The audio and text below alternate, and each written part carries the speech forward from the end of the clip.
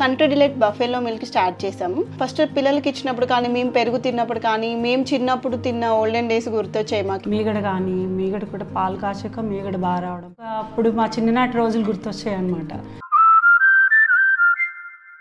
కేసీఆర్ కూతురు కవిత కాళేశ్వరం ప్రాజెక్టు అవినీతి మరకలు కేసీఆర్కు అంటించే ప్రయత్నం చేశారు అంటూ కాళేశ్వరం ప్రాజెక్టులో కొంత అవినీతి జరిగింది, దానికి బాధ్యులు హరీష్ రావు కావచ్చు, సంతోష్ రావు కావచ్చు అంటూ ఎండార్స్ చేసింది. ఇది కాంగ్రెస్ పార్టీకి ఒక అస్త్రంగా మారే అవకాశం తప్పకుండా ఉంది. ఇప్పటివరకు కాంగ్రెస్ పార్టీ వాదనను కవిత కేసీఆర్ కూతురు బలపరిచినట్లయితుందా? ఇది రాజకీయంగా కాంగ్రెస్ పార్టీకి కానీ ఏ విధంగా లబ్ధి చేకూరుతుంది, బీఆర్ఎస్ ఏ విధంగా ఇరకాటంలో ఎదుర్కొంటుంది? అంటే అది కవిత మాటలకు ప్రజల్లో ఉండే క్రెడిబిలిటీ పైన ఆధారపడి ఉంటుంది. ఇప్పుడు కవిత రియాక్షన్ జెన్యూన్ రియాక్షన్గా ప్రజలు తీసుకుంటే ఇంపాక్ట్ అనేది ఉంటుంది. లేదు కవిత తన పొలిటికల్ ఎజెండాలో భాగంగా దీన్ని స్ప్లిట్ చేసి కొడుతున్నారు. ఒకవైపు ఏమో కాళేశ్వరంలో అవినీతి జరిగింది అని అంటూనే ఆ అవినీతి కేసీఆర్ సంబంధం లేదు అని ఎట్లంటది? మరి ఎవరికి సంబంధం ఉంటుంది? ఒక హరీష్ రావుకి సంబంధం ఉండి కేసీఆర్ సంబంధం ఉండదా? సో తెలంగాణ సమాజం అంతా చూడలేదా? కాళేశ్వరం హరీష్ రావే భుజస్కంధాలపైన నడిచిందా? కాళేశ్వరం ఇనాగ్రేషన్ అప్పుడు హరీష్ రావు లేడు, మీకు గమనం గుర్తుండే ఉంటుంది. కాళేశ్వరం ఇనాగ్రేషన్ అప్పుడు ఆయన హరీష్ రావు ఈవెన్ మినిస్టర్ కూడా కాదు. సో మరి ఇది కేసీఆర్ సంబంధం లేదు, హరీష్ రావుకి సంబంధం ఉంటే ఇద్దరికి ఉంటుంది, లేకపోతే ఇద్దరికి ఉండదు. సో అందులో హయ్యర్ లెవెల్లో చీఫ్ మినిస్టర్ ఉంటాడు, లోయర్ లెవెల్లో ఇరిగేషన్ మినిస్టర్ ఉంటాడు. మరి హరీష్ రావు జోగినపల్లి సంతోష్లో అవినీతికి పాల్పడ్డారు అని అంటే అవినీతికి పాల్పడేలా ఎలో చేసిన కేసీఆర్ సంగతి ఏంది అని ప్రశ్న అడగరా? అందువల్ల కవిత వ్యూహాత్మకంగా తన రాజకీయ ప్రత్యర్థుల్ని అటాక్ చేయడానికి కేసీఆర్ పట్ల తన లాయాలిటీని నొక్కి చెప్తూ కేసీఆర్ భుజాలపైన తుపాకు పెట్టి హరీష్ రావును కాల్చాలి అని కవిత చూస్తుంది. ఎందుకంటే కవిత ఎజెండా కవితది. ఎందుకంటే ఆమెకున్న ఫాలోయింగ్ ఏమీ ప్రత్యేకంగా ఉండదు, బీఆర్ఎస్ ఫాలోయింగ్ ఆమె ఫాలోయింగ్. అందువల్ల కేసీఆర్ను ధిక్కరిస్తే బీఆర్ఎస్ వెనకాలన్న ఎవరు కూడా కవితను ఓన్ చేసుకోరు. అందువల్ల ఆమె కేసీఆర్ను ధిక్కరించదు. కేసీఆర్ను ధిక్కరించకుండా మరి తన ఫాలోయింగ్ని పెంచుకోవాలంటే నేనే కేసీఆర్ను కాపాడుతున్నా, వీళ్ళెవరూ కాపాడతలేరని మీకు గుర్తుండే ఉంటుంది. కేసీఆర్కు కాళేశ్వరం కమిషన్ నోటీస్ ఇచ్చినప్పుడు కూడా కవిత ఇలాగే రియాక్ట్ అయ్యారు. మీరు కేటీఆర్ వేరే వాళ్ళ కేటీఆర్ పేరు చెప్పలేదు కానీ పరోక్షంగా కేటీఆర్ని ఉద్దేశించి చెప్పారు. కేటీఆర్కు నోటీస్ ఇస్తే రాష్ట్రం అంతా మీరు నిరసనలు జరుపుతారు, కానీ కేసీఆర్కు నోటీస్ ఇస్తే రియాక్షన్ ఉండదా అని చెప్పి ఆమె ధర్నా చేసింది కూడా. సో ఆ ర్యాలీలో కూడా ఆమె పాల్గొన్నది కాన్వాయ్లతో పాటు. సో ఇప్పుడు మళ్ళీ తెలంగాణ బంద్ ఎందుకు పిలిపివ్వలే మీరు అని అడుగుతున్నది ఆమె. సో అదొక సీరియస్ క్వశ్చనే. మరి బీఆర్ఎస్ నిరసన ఎందుకు తెలపలే? సిబిఐ విచారణకు ఆదేశిస్తే కాళేశ్వరం ఇప్పుడు కేసీఆర్ పైన విచారణకు ఆదేశించిన బీఆర్ఎస్ ఎందుకు సీరియస్ గా రియాక్ట్ కాదు అని కేసీఆర్ లెగసీని కాపాడేది నేనే, కేటీఆర్ కాదు, హరీష్ రావు కాదు అని కవిత ఎస్టాబ్లిష్ చేయదలుచుకుంది. అందువల్ల ఎవరి పొలిటికల్ ఎత్తుగడలు వాళ్ళే ఇందులో ప్రజలకు ప్రజల జీవితాలకు పెద్ద సంబంధం ఉన్న అంశం కాదు ఇది. కాళేశ్వరం విషయంలో సిబిఐ విచారణకు రాష్ట్ర ప్రభుత్వం అనుమతించినప్పుడు, కావాలని కోరుకున్నప్పుడు తెలంగాణ సమాజంలో ప్రధానంగా బీఆర్ఎస్కు పెద్ద ఎత్తున క్యాడర్ ఉంది. గ్రామస్థాయి నుంచి మొదలు పెడితే రాష్ట్ర స్థాయి వరకు క్యాడర్ ఉంది. కానీ అనుకున్నంత స్పందన రాలేదనేది కవిత ఆవేదన. అదే నిజానికి నిజం కావచ్చా? ఎందుకు తెలంగాణ సమాజం నుంచి కానీ బీఆర్ఎస్ నుంచి కానీ అంత రియాక్షన్ రాకపోవడం? నిజానికి పెద్ద ఎత్తున ఆందోళనలు జరుగుతాయి, పెద్ద ఎత్తున ధర్నాలు జరుగుతాయి, రాస్తారోకోలు జరుగుతాయి.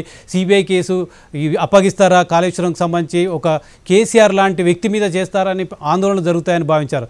అది జరగకపోవడం పార్టీ నాయకత్వ లోపమా, లేదా నిజంగానే ప్రజల్లో అనుకూలత లేకపోవడం అనుకోవచ్చా? ప్రజలు చాలా విషయాలు స్పందించారు. దాన్ని బట్టి మనకు అనుకూలత ప్రతికూలత అనేది ఇష్యూ కాదు. ఈవెన్ చంద్రబాబు నాయుడు అరెస్ట్ అయినప్పుడు కూడా వైసీపీ నుంచి ఇదే విమర్శ వచ్చింది. చంద్రబాబు నాయుడు తెలుగుదేశం వల్ల అడావుడే తప్ప ప్రజలు ఎక్కడ రియాక్ట్ అయ్యారు చంద్రబాబు నాయుడు అరెస్టుకు వ్యతిరేకంగా అని చాలా మంది వైసీపీ నేతలు మాకేమీ డ్యామేజ్ జరగదని అనుకున్నారు. నాతో నేను విశ్లేషణ చేస్తూ చంద్రబాబు నాయుడు అరెస్టు టీడీపీ శ్రేణులే కాదు విస్తృత ప్రజానీకంలో కూడా జగన్ పట్ల వ్యతిరేకత పెంచింది అని ఆ రోజు నేను విశ్లేషిస్తే నాకు కొంతమంది వైసీపీ సీనియర్ నేతలు మంత్రులు కూడా ఫోన్లు చేసి, సార్ మీ అంచనా తప్పు సార్, ఎక్కడ పెద్ద రెస్పాన్స్ లేదు సార్, మీరు చూడండి టీడీపీ వాళ్ళే తప్ప ప్రజలు ఎక్కడ రియాక్ట్ అవుతున్నారు సార్ అన్నారు. ఎన్నికల రుజువు కదా, ప్రజలు ప్రతిసారి రియాక్ట్ కారు, ఎప్పుడు రియాక్ట్ కావాలో అప్పుడు రియాక్ట్ అవుతూ ఉంటారు. సో అందువల్ల దాన్ని మనం గీట్రాయిగా తీసుకోలేం. కానీ మీరు అన్నట్లు చంద్రబాబు నాయుడు అరెస్ట్ అయినప్పుడు టీడీపీ రియాక్ట్ అయిన దాన్ని కేసీఆర్ కు సిబిఐ అప్పచెప్పడం పైన బీఆర్ఎస్ రియాక్ట్ అయిన దాంతో పోల్చాలి. కానీ ఆ పోలిక కూడా 100% కరెక్ట్ కాదు. అప్పుడేమో చంద్రబాబు నాయుడు అరెస్ట్ చేశారు. ఇప్పుడు ఏమైంది కనుక భుజాలు తడుముకుంటే గుమ్మడికాయ దొంగ భుజాలు తడుముకున్నారా అని కూడా అడుగుతారు కదా. ఇప్పుడు ఏమైంది, సిబిఐ విచారణే కదా, దీంతో కొంపలే మునుగుతున్నాయి. సిబిఐ ఏమైనా విచారణ పిలిచిందా, కేసీఆర్ని అరెస్ట్ చేసిందా, సిబిఐ ఏమైనా అభియోగ పత్రం ఛార్జ్షీట్ వేసిందా, ఏం జరిగింది గనక ఇప్పుడు ఎందుకు రియాక్ట్ అయ్యారు అనే క్వశ్చన్ కాంగ్రెస్ నుంచి కూడా వస్తుంది. అంటే మీరు ఏం తప్పు చేయకపోతే మీకెందుకు భయం అని. సో అందువల్ల బీఆర్ఎస్ లో ఆ డైలమా కూడా ఉండొచ్చు, దీనికి ఎలా రియాక్ట్ కావాలి, ఎక్కువ రియాక్ట్ అయితే ప్రజల్లో ఏమైనా రాంగ్ సంకేతం పోతుందా అని. సో అందువల్ల బీఆర్ఎస్ నాయకత్వం పొలిటికల్ గా రియాక్ట్ కాలేక కాదు, ఇవాళ కేసీఆర్ నాయకత్వంలో పార్టీ లేకపోతే ఎవరి నాయకత్వంలో పార్టీ ఉంది. కేసీఆర్ రియాక్ట్ కమ్మని ఆదేశిస్తే కేటీఆర్ వద్దంటాడా, కేటీఆర్ వద్దంటే ఆగుతుందా? ఐ డోంట్ థింక్ దట్ కదా. సో కవిత ఆమెకు ఉపయోగపడాలి గనక చూడండి, కేసీఆర్ పట్ల ఆమె థీరీ ఒకటి ఉంది కదా, కేసీఆర్ దేవుడు ఆమె చుట్టూ దయ్యాలున్నాయని. సో ఆ థీరీని బలపరచడానికి దీన్ని ఉపయోగించుకుంటోంది. అంటే కేసీఆర్ దేవుడు, కానీ ఆ దేవుడి పైన సిబిఐ విచారణ అన్నా ఈ దయ్యాలు అడ్డుపడుతున్నాయని ఆమె చెప్పదలుచుకున్నది. కానీ రియాలిటీ మనందరికీ తెలుసు కదా, మీకు నాకు జర్నలిస్టులుగా మనందరూ తెలుసు. బీఆర్ఎస్ కేసీఆర్ హ్యాండ్లో లేకపోతే అది కేటీఆర్ హ్యాండ్లో ఉందా? కేసీఆర్ చెప్తే వింటారు తప్ప కేటీఆర్ చెప్తే మాత్రమే విని కేసీఆర్ చెప్తే వినరా? ఆయన కేటీఆర్ ఎందుకు కేసీఆర్ అంశంలో రియాక్ట్ కాడు? కేసీఆర్ ఇంత తాపత్రయపడేది, ఇంత కష్టపడేది, బిడ్డ ఇంత తిరుగుబాటు చేసినా ఇన్ని ఇబ్బందులు పడేది కేటీఆర్ ను ఆ నాయకుడు చేసేందుకే కదా. అందువల్ల కేటీఆర్ కేసీఆర్ మధ్య కాంట్రడిక్షన్ ఉంది అని క్రియేట్ చేసే ప్రయత్నంలో ఒక ఎత్తుగడ ఇది. కానీ అది I don't think that is correct కదా.